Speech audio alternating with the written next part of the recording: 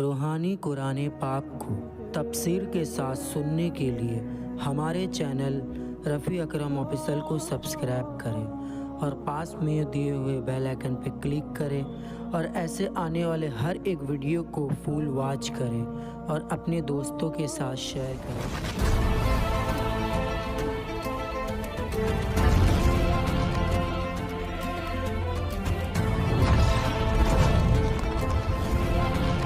اعوذ باللہ من الشیطان الرجیم، پناہ مانگتا ہوں میں اللہ کی شیطان مردود سے۔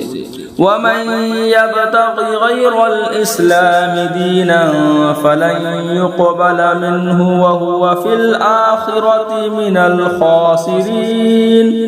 كيف يهدي الله قوما كفروا بعد إيمانهم وشهدوا أن الرسول حق وجاءهم البينات والله لا يهدي القوم الظالمين۔ صدق اللہ علیہ وسلم۔ اور جو اسلام کے سوا کوئی دین چاہے گا وہ ہرگز اس سے قبول نہ کیا جائے گا اور وہ آخرت میں ضیاءکاروں نقصان اٹھانے والوں میں سے ہے۔ کیوں کر اللہ ایسی قوم کی ہدایت چاہے جو ایمان لا کر کافر ہو گئے اور گواہی دے چکے تھے کہ رسول سچا ہے اور انہیں کھلی نشانیاں آ چکی تھی، اور اللہ ظالموں کو ہدایت نہیں کرتا۔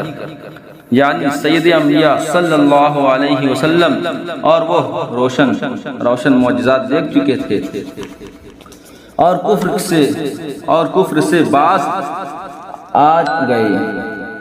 شان نزول حارث ابن سوید انصاری کو کفار کے ساتھ جا ملنے کے بعد ندامت ہوئی تو انہوں نے اپنی قوم کے پاس پیغام بھیجا کہ رسول کریم صلی اللہ علیہ وسلم سے دریافت کریں کہ کیا میری توبہ قبول ہو سکتی ہے۔ ان کے حق میں یہ آیت کریمہ نازل ہوئی۔ تب وہ مدینہ منورہ میں تائب ہو کر حاضر ہوئے اور سید انبیاء صلی اللہ علیہ وسلم نے ان کی توبہ قبول فرمائی۔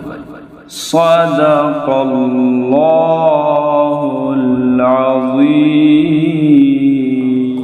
ترجمہ کے ساتھ سننے کے لیے ہمارے چینل رفیع اکرم آفیشل سے جڑے اور پاس میں دیے بیل آئکن پہ کلک کریں اور ہمارے چینل کے آنے والے ہر ویڈیو کو پورے فل واچ